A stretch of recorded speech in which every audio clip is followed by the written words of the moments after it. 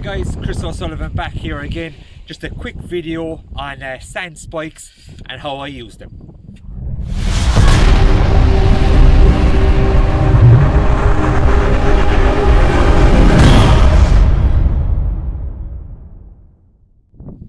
Now the first thing, this is a 5-foot sand spike. I prefer the longer ones. You can get them in 2 or 3 foot as well, or 4 or 5. I like the 5-foot one because in Ireland we get a lot more wind than they do in the Mediterranean, so you can get it deeper into the sand, because the one thing that sand spikes love to do is fall over.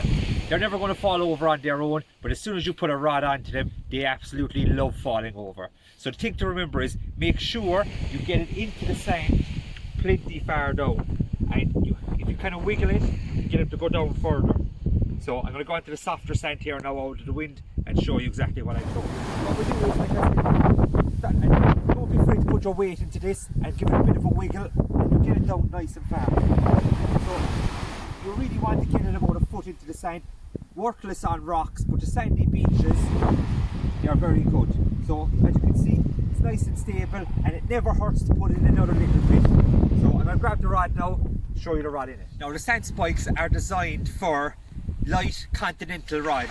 They are not designed for the heavy winter rods, or like the northeast of England, the centuries and all those big rods. So you want a nice light rod for it, and I like to put it in like this, and you'll see it gives you nice and high.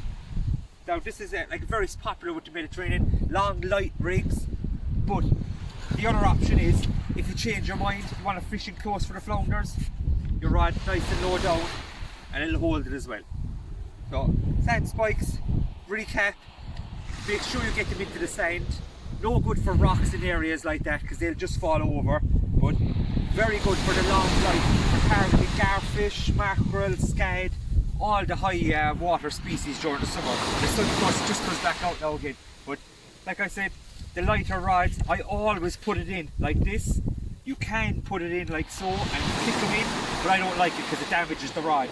So down to the top and in, and when you get a bite on this, you're really going to know about it because they slam over. It's really good, and it gives you a nice buzz as well. So that's the sand spike, and if you're thinking about getting one, remember, not very good in the wind, but ideal for travelling light if you wanted to explore a beach.